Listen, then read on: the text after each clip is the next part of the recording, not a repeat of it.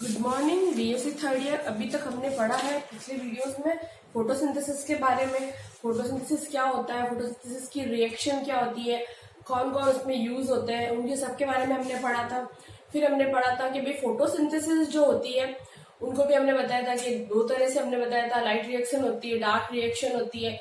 Light reaction हमेशा chloroplast के chloroplast के थाइलेकॉइड मेम्ब्रेन पर होती है, और जो डार्क रिएक्शन होती है वो हमेशा क्लोरोप्लास्ट के स्ट्रोमा में होती है। उसके बाद में हमने पढ़ा था लाइट रिएक्शन के 3 टाइप्स थे। इलेक्ट्रॉन ट्रांसपोर्ट बाय कीमोऑस्मोटिक थ्योरी, और 3 पढ़े थे। साइक्लिक, नॉन साइक्लिक वाला पढ़ा था हमने, जो पिगमेंट सिस्टम का पढ़ा था।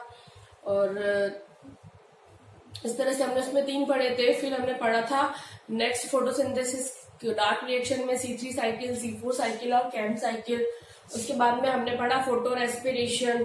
उसके बाद में हमने पढ़ा था फोटोसिंथेसिस को अफेक्ट करने वाले फैक्टर्स, एक्सटर्नल और इंटरनल फैक्टर्स डिटेल में पढ़े। कल हमने इंटरनल फैक्टर कंप्लीट किए थे। उसके बाद में हमने पढ़ा था बैक्टीरियल फोटोसिंथेसिस, और देन हमने नया टॉपिक पढ़ा था एंजियोस्पर्म। मतलब कौन से एंजियोस्पर्म्स है, जो कि 3 टाइप के एंजियोस्पर्म प्लांट्स के बारे में पढ़ा था, जो कि फोटोसिंथेसिस हेटेरोट्रॉपिक एंजियोस्पर्म प्लांट्स के बारे में पढ़ा था। और आज हम पढ़ेंगे, टॉपिक है हमारा स्पेशल फैक्ट्स ऑफ फोटोसिंथेसिस। पहला फैक्ट है पौधों में अप्रकाशिक संश्लेषी वर्णक एंथोसाइनिन होता है। ये फैक्ट है, इन्हें लिख दीजिए आप साथ साथ में। प्लांट में नॉन फोटोसिंथेटिक पिगमेंट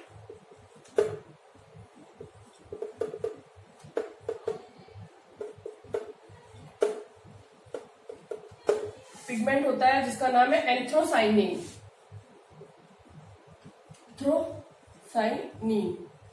ठीक है, प्लांट में नॉन फोटोसिंथेटिक पिगमेंट होता है जिसका नाम है एंथ्रोसाइनिन, जो जल में विलय होता है। इन्हीं वर्णकों के कारण पौधों में विभिन्न भाग रंगहीन होता है। ये कैसा होता है, जो एंथ्रोसाइनिन होता है ये जल में विलय होता है, और इसी के कारण प्लांट्स के जो डिफरेंट पार्ट्स होते हैं, डिफरेंट पार्ट कलरफुल होते हैं। डिफरेंट पार्ट में कलर आता है, डिफरेंट पार्ट में कलर प्रोड्यूस होता है। जैसे फ्लावर का जो कलर होता है वो एंथ्रोसाइनिन के कारण होगा। प्लांट्स के कई बार स्टेम्स हम देखते हैं पर्पल कलर के स्टेम्स दिखते हैं, लीफ भी कई बार पर्पल कलर की दिखाई देती है, तो वो सब एंथ्रोसाइनिन पिगमेंट के कारण होती है। प्लांट्स के अंदर नो फोटोसिंथेटिक पिगमेंट के रूप में एंथ्रोसाइनिन प्रेजेंट होता है, जो फोटोसिंथेसिस नहीं करवाता है, और ये जल में विलय होता है। ये प्लांट के जो विभिन्न भाग होते हैं वहां पर यह कलर देता है, यानी कि वहां पर कलरफुल भागों के लिए रेस्पॉन्सिबल होता है, जो भी प्लांट्स में जो रंगीन भाग होते हैं। पादप का रंग मिट्टी के पीएच पर भी निर्भर करता है। जो पादप का रंग होता है, का रंग मृदा या मिट्टी के पीएच पर निर्भर करता है कि प्लांट की जो मिट्टी है वो किस पीएच पर है, एसिडिक है, बेसिक है। जैसे सॉइल की पीएच कैसे बताते हैं हम, एक आती है अगर पीएच 14 है, 7 है और 1 है। 7 पे तो न्यूट्रल होता है, अगर 14 है तो बेसिक हो गया। तो इस पे कैसे कलर की दिखाई देगी, पादप का रंग नीला दिखाई देगा। अगर हम न्यूट्रल सॉइल के अंदर कोई प्लांट ग्रो करवा रहे हैं तो वो कैसा दिखाई देगा, बैंगनी। और अगर किसी प्लांट को हम एसिडिक के अंदर ग्रो करवा रहे हैं तो उनमें प्लांट हमें कैसा दिखाई देगा। ठीक है, आए समझ में। जो सॉइल की पादप का जो कलर होता है वो सॉइल की पीएच पर भी डिपेंड करता है। कैसे सॉइल की पीएच पर, कि अगर सॉइल की पीएच अगर 14 है, पीएच बेसिक है, तब तो प्लांट्स ब्लू कलर का दिखाई देगा। और अगर सॉइल की पीएच 1 है तो प्लांट के अंदर रंग कैसा आएगा, लाल। और अगर सॉइल की पीएच 7 है तो रंग आएगा बैंगनी। ठीक है, पादप के भाग, मतलब पादप का जो भाग होता है वो रंगीन भाग, पादप का कोई भी भाग जिसमें रंग आता है वो मिट्टी की पीएच पर निर्भर करता है। पादप के भाग का रंग, पादप का कौन कौन से भाग में रंग आता है, ज्यादातर कौन कौन से भाग होते हैं जिनमें रंग आता है। एक तो आता है फ्लावर के अंदर, और कई बार लीव्स भी होती है कलरफुल। ठीक है, जनरली फ्लावर्स के अंदर हमें कलर दिखाई देता है। तो फ्लावर्स का कलर अगर नीला है तो 14, मिट्टी की पीएच 14 होगी तब फ्लावर का रंग नीला आएगा, क्योंकि ये पौधे का एक भाग है। और अगर मिट्टी की पीएच 7 है तो फ्लावर का रंग बैंगनी आएगा, और मिट्टी की पीएच अगर 1 है तो फ्लावर का रंग लाल आएगा। ठीक है, ये हो गया फर्स्ट स्पेशल फैक्ट है, इसको याद करना है तुम्हें फैक्ट्स। अब दूसरा स्पेशल फैक्ट क्या है इसका, हम दूसरा पढ़ते हैं। दूसरा है C3 साइकिल में फर्स्ट अस्थायी उत्पाद 6 कार्बन वाला। C3 साइकिल में फर्स्ट अस्थायी अनस्टेबल प्रोडक्ट होता है। कौन सा अनस्टेबल प्रोडक्ट? CKBP, जो कितने कार्बन का है? 6 कार्बन का। इसका पूरा नाम है CKBP, 6 का कार्बोक्सी कीटो रिबिटॉल बिसफॉस्फेट। इसका पूरा नाम है कार्बोक्सी कीटो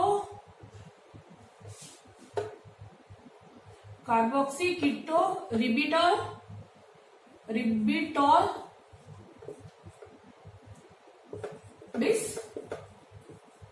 बिसफॉस्फेट। ठीक है, जो C3 साइकिल का फर्स्ट अनस्टेबल प्रोडक्ट होता है, जो 6 कार्बन युक्त होता है, जिसका नाम है CKBP, कार्बोक्सी कीटो रिबिटॉल बिसफॉस्फेट, जो कि अस्थायी प्रथम अस्थायी उत्पाद के रूप में होता है। ठीक है, अब तीसरा फैक्ट है हमारा, ये हो गया दूसरा। और तीसरा फैक्ट है PS फर्स्ट स्ट्रॉन्ग रिडक्टेंट होता है। जो PS फर्स्ट होता है, photo system first strong reductant अपचायक होता है। कारण भी बताते हैं हम, इसका कारण क्या है कि भाई ये स्ट्रॉन्ग प्रबल अपचायक क्यों होता है, इसका कारण क्या है? इसका कारण है PS फर्स्ट स्ट्रॉन्ग अपचायक होता है या स्ट्रॉन्ग रिडक्टेंट होता है। इसका कारण है PS फर्स्ट में NADP प्लस को अपचयक H प्लस व इलेक्ट्रॉन को जोड़ना करने की क्षमता होती है। क्योंकि PS फर्स्ट का NADP प्लस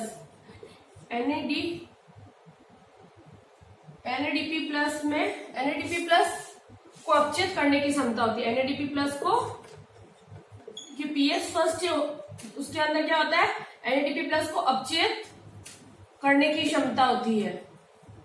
और ये अपचयित कैसे होता है? PS फर्स्ट होता है, PS फर्स्ट में ही NADP को अपचयित करने की क्षमता होती है। कैसे? जो NADP होता है उसको अपचयित कैसे किया जाता है? एक तो इसके अंदर प्रोटॉन जोड़ा जाता है, प्रोटॉन व इलेक्ट्रॉन को जोड़ा जाता है। ठीक है, तो PS फर्स्ट स्ट्रॉन्ग रिडक्टेंट कैसे है? क्योंकि PS फर्स्ट में ही NADP प्लस को अपचयित करने की क्षमता होती है। केवल जो फोटोसिस्टम फर्स्ट होता है वो ही NADP प्लस को रिड्यूस कर सकता है। कैसे? एक तो इसमें प्रोटॉन को जोड़ता है, इलेक्ट्रॉन को जोड़कर। ठीक है, किसके पास ये क्षमता पाई जाती है? ये हो गए 3। अब है चौथा। फर्स्ट कारक समझ में आया, फर्स्ट फैक्ट बताया, फिर सेकंड, अब है थर्ड। फर्स्ट हमने एंथ्रोसाइनिन का बताया था, सेकंड हमने C3 साइकिल का अनस्टेबल प्रोडक्ट के बारे में बताया, थर्ड हमने बताया PS फर्स्ट स्ट्रॉन्ग रिडक्टेंट होता है, और फोर्थ है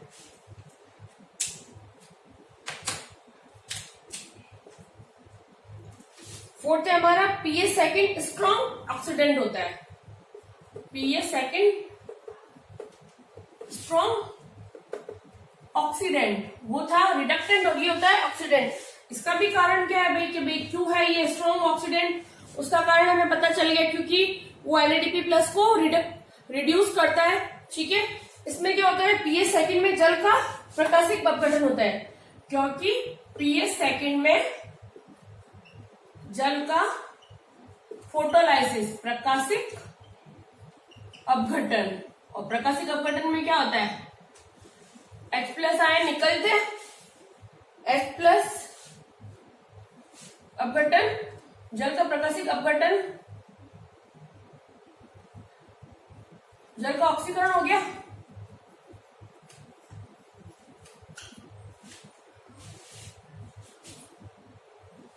जल का प्रकाशिक अपघटन करके क्या क्या निकलते हैं? करके प्रोटॉन व इलेक्ट्रॉन निकालने की क्षमता होती है।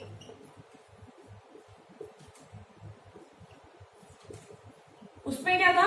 उसमें प्रोटॉन और इलेक्ट्रॉन जोड़ने की क्षमता थी, इसलिए उसको PS फर्स्ट को हमने क्या बोला था? जो थर्ड पॉइंट था पीएस फर्स्ट स्ट्रॉन्ग रिडक्टेंट बोला था।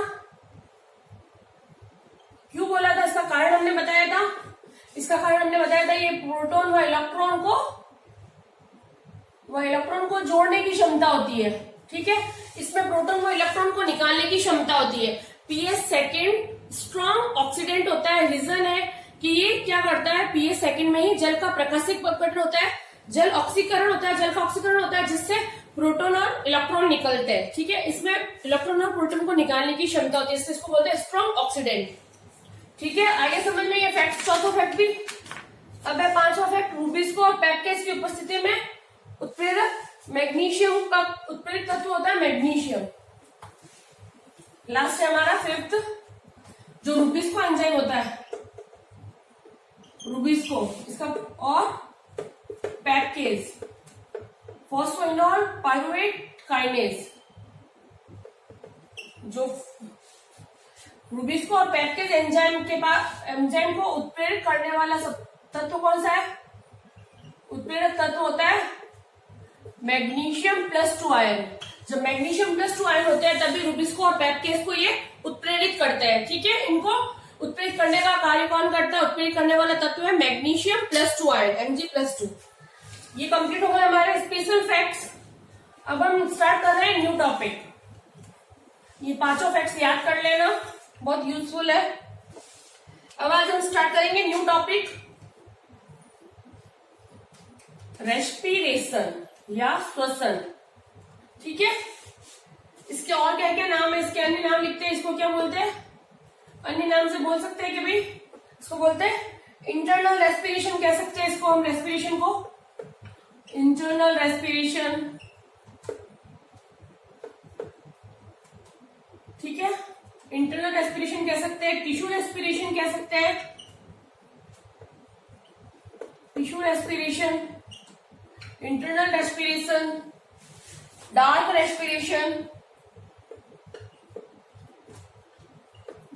रेस्पिरेशन, और माइटोकॉन्ड्रियल रेस्पिरेशन,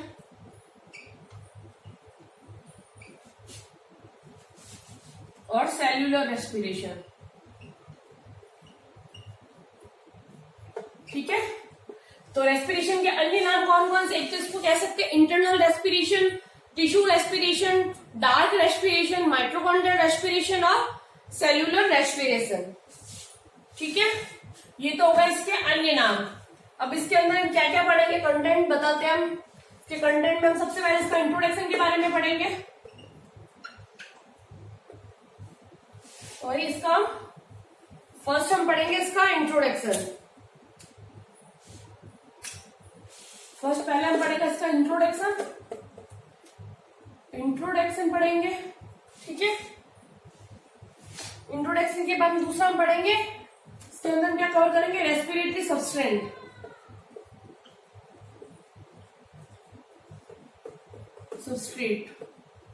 कि भाई कौन से रेस्पिरेटरी सबस्ट्रेट होते हैं उनके बारे में पढ़ेंगे हम। श्वसन के क्रियाधार, फिर टाइप ऑफ रेस्पिरेशन पढ़ेंगे हम, टाइप ऑफ रेस्पिरेशन पढ़ेंगे। ठीक है, उसके बाद में हम पढ़ेंगे इसके अंदर आगे फर्मेंटेशन,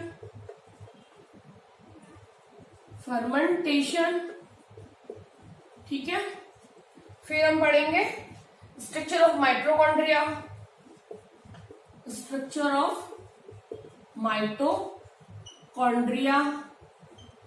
ठीक है, उसके बाद में हम पढ़ेंगे 6 मैकेनिज्म ऑफ रेस्पिरेशन,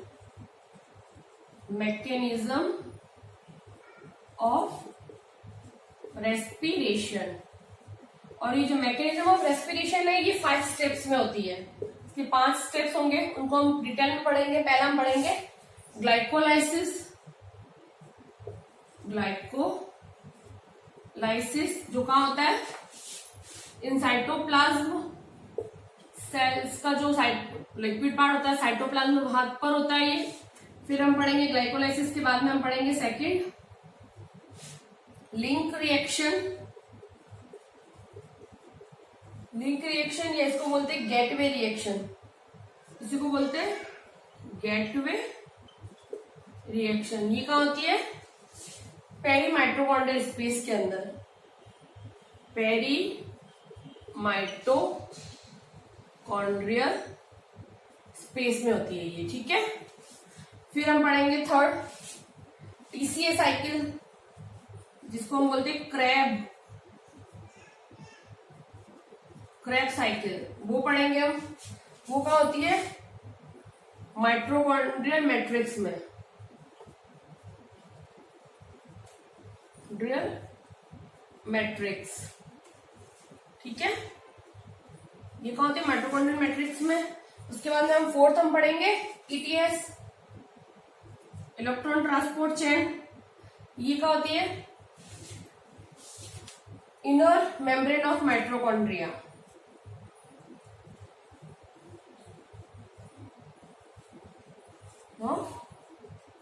माइटोकॉन्ड्रिया, ठीक है। और फिर फिफ्थ हम पढ़ेंगे, फिफ्थ हम कवर करेंगे bio energetics in respiration.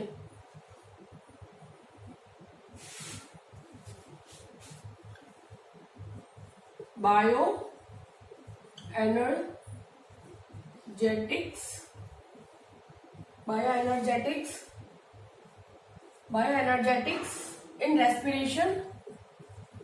in respiration of one molecule of glucose, ठीक है। ये पढ़ेंगे। ये हो गए हमारे इसके 5 इसके स्टेप्स। इसके बाद में 7th हम पढ़ेंगे, इसके अंदर कवर करेंगे हम सटल सिस्टम।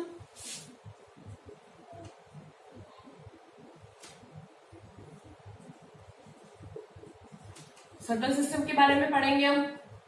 देन हम 8 पढ़ेंगे हम कीमोऑस्मोटिक थ्योरी ऑफ ऑक्सीडेटिव फॉस्फोराइलेशन, कीमोऑस्मोटिक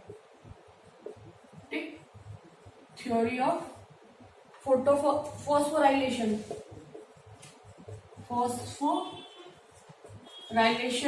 ठीक है।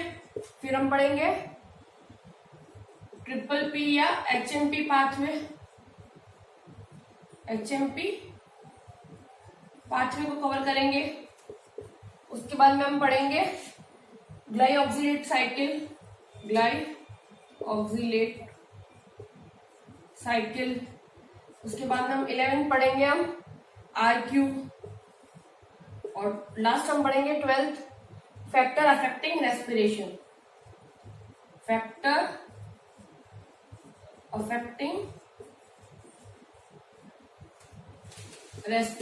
ठीक है। तो अब हम जब रेस्पिरेशन न्यू टॉपिक हमने स्टार्ट किया, रेस्पिरेशन होता है कि इसको हम श्वसन बोलते हैं। इसके हमने अलग 5 नाम पढ़े। इसी को हम बोलते हैं internal respiration, cellular respiration, mitochondrial respiration, dark respiration, tissue respiration etcetera. ये सब इसके अलग नाम है। रेस्पिरेशन जब स्टार्ट कर, सबसे पहले इसका इंट्रोडक्शन पढ़ेंगे। उसके बाद में हम रेस्पिरेटरी सबस्ट्रेट के बारे में पढ़ेंगे। फिर टाइप ऑफ रेस्पिरेशन पढ़ेंगे। उसके बाद हम पढ़ेंगे फर्मेंटेशन के बारे में, फिर स्ट्रक्चर ऑफ माइटोकॉन्ड्रिया, फिर मैकेनिज्म ऑफ रेस्पिरेशन। जब हम मैकेनिज्म ऑफ रेस्पिरेशन पढ़ते हैं तो वो 5 स्टेप्स में होती है। फर्स्ट हम पढ़ेंगे ग्लाइकोलाइसिस, जो साइटोप्लाज्म में होता है। दूसरा हम पढ़ेंगे लिंक रिएक्शन या गेटवे रिएक्शन, जो पेरी माइटोकॉन्ड्रियल स्पेस के अंदर होगी। फिर हम पढ़ेंगे टीसीए या क्रैब साइकिल के बारे में, जो माइटोकॉन्ड्रियल मैट्रिक्स के अंदर होती है। फिर हम पढ़ेंगे इलेक्ट्रॉन ट्रांसपोर्ट सिस्टम या इलेक्ट्रॉन ट्रांसपोर्ट चेन, वो इनर मेम्ब्रेन ऑफ माइटोकॉन्ड्रिया के इनर मेम्ब्रेन में होती है। फिर हम पढ़ेंगे bio energetics in respiration of one molecule of glucose, कैसे एनर्जी मिलती है 1 मॉलिक्यूल ऑफ ग्लूकोज से, एनर्जी कैसे बनती है। फिर हम पढ़ेंगे सटल सिस्टम के बारे में। फिर हम पढ़ेंगे 8 कीमोऑस्मोटिक थ्योरी ऑफ फॉस्फोराइलेशन। फिर हम पढ़ेंगे ट्रिपल पी या एचएमपी पाथवे के बारे में। फिर हम पढ़ेंगे ग्लाइऑक्सिलेट साइकिल के बारे में, पढ़ेंगे। उसके बाद में हम पढ़ेंगे आरक्यू वैल्यू के बारे में। और फिर हम पढ़ेंगे फैक्टर अफेक्टिंग फोटोसिंथेसिस, ठीक है। अब एक को हम डिटेल में पढ़ेंगे फर्स्ट से। और जब हम फैक्टर्स पढ़ते हैं अफेक्टिंग फैक्टर, उसमें 2 टाइप के फैक्टर्स पढ़ेंगे, एक्सटर्नल फैक्टर और इंटरनल फैक्टर। और जो एक्सटर्नल फैक्टर होते हैं उसके अंदर हम टेम्परेचर के बारे में पढ़ेंगे, ऑक्सीजन के बारे में पढ़ेंगे, वाटर के बारे में पढ़ेंगे, लाइट के बारे में, HNO के बारे में और कार्बन डाइऑक्साइड के बारे में। और इंटरनल फैक्टर्स में हम पढ़ेंगे प्रोटोप्लाज्म के बारे में, रेस्पिरेटरी सबस्ट्रेट के बारे में, एज ऑफ सेल्स के बारे में और वाउंड्स के बारे में। आज हम स्टार्ट करें इसका इंट्रोडक्शन। इंट्रोडक्शन स्टार्ट करते हैं। सबसे पहले इंट्रोडक्शन है प्लांट का। इंट्रोडक्शन में अगर हम सबसे पहले इसकी रिएक्शन बनाए तो इसकी इक्वेशन के बाद इक्वेशन लिखते हैं हम C6H12O6, 1 molecule of glucose plus oxygen की जरूरत होती है रेस्पिरेशन में। ऑक्सीजन होगा जिससे क्या बनेगा 6 molecules of carbon dioxide plus 6 molecules of water. ठीक है, और एनर्जी कितनी एनर्जी निकलती है 686 किलो कैलोरी एनर्जी। ठीक है, और एनर्जी किस फॉर्म में निकलती है? एनर्जी निकलती है हमारे हीट और एटीपी के फॉर्म में। एटीपी बनते हैं 38। ठीक है, तो ये होती है साइटोप्लाज्म एंड माइटोकॉन्ड्रिया में, इसको बोलते हैं ऑक्सीश्वसन। ये क्या होती है? साइटोप्लाज्म एंड माइटोकॉन्ड्रिया में। ठीक है, इंट्रोडक्शन के बारे में पढ़ा। सबसे पहले ग्लूकोज मॉलिक्यूल ऑक्सीजन के साथ रिएक्ट करेगा, ऑक्सीश्वसन करके साइटोप्लाज्म माइटोकॉन्ड्रिया के अंदर ये पूरी रिएक्शन होती है जिससे 6 मॉलिक्यूल ऑफ कार्बन डाइऑक्साइड निकलते हैं और 6 मॉलिक्यूल ऑफ वाटर, और साथ में 686 किलो कैलोरी एनर्जी होती है वो, जिससे 38 एटीपी बनते हैं और हीट भी लिबरेट होती है। ठीक है, आया समझ में यहां तक? रेस्पिरेशन की है, ये इसकी इक्वेशन है। इक्वेशन के बारे में हमने पढ़ा है। नेक्स्ट अब हम इसकी डेफिनेशन लिखते हैं। इसकी यहीं से इसकी डेफिनेशन बन जाएगी। इसकी डेफिनेशन क्या बनेगी कि भाई जो जीवित कोशिका में ग्लूकोज ऑक्सीजन से क्रिया करके ऊर्जा का उत्पादन करता है, ऊर्जा उत्पादन की इसी प्रक्रिया को हम क्या कहेंगे? श्वसन। जीवित, इसकी डेफिनेशन है जीवित कोशिका में ग्लूकोज ऑक्सीजन से क्रिया कर ऊर्जा का उत्पादन करता है। ठीक है, ऊर्जा का उत्पादन करता है। इसी ऊर्जा उत्पादन को हम क्या कहते हैं? इसी ऊर्जा उत्पादन प्रक्रिया को कहते हैं रेस्पिरेशन। ठीक है, एक बार वापस बताती हूँ। जीवित कोशिका होती है, लिविंग सेल्स में ग्लूकोज ऑक्सीजन से क्रिया करके ऊर्जा का उत्पादन करता है, और ऊर्जा उत्पादन की यही प्रक्रिया कहलाती है रेस्पिरेशन या श्वसन। ठीक है, इसकी एक और डेफिनेशन लिख सकते हैं। जीवित कोशिकाओं में उच्च ऊर्जा वाले जटिल कार्बनिक, ये कैसे होगा? जटिल कार्बनिक पदार्थ, ये कैसे? उच्च ऊर्जा वाले, जीवित कोशिकाओं में उच्च ऊर्जा वाले जटिल कार्बनिक पदार्थों की ऑक्सीजन की उपस्थिति में निम्न ऊर्जा वाले, ये कैसे है? निम्न ऊर्जा वाले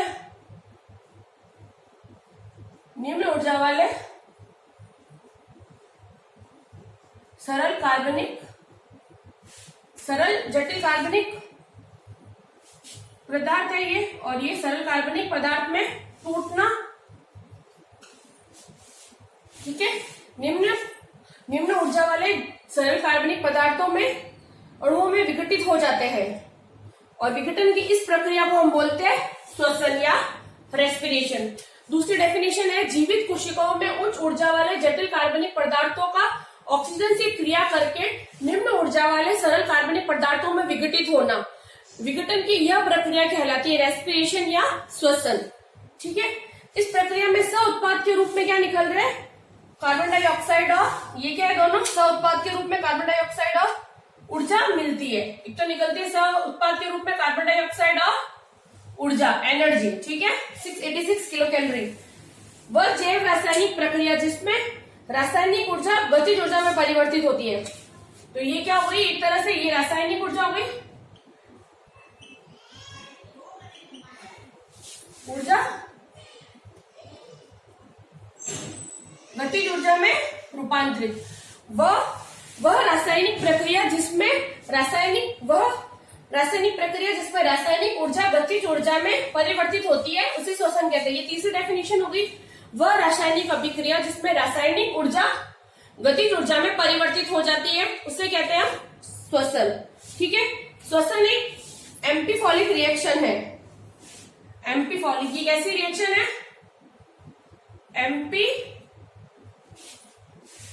एम्फीफॉलिक उभयधर्मी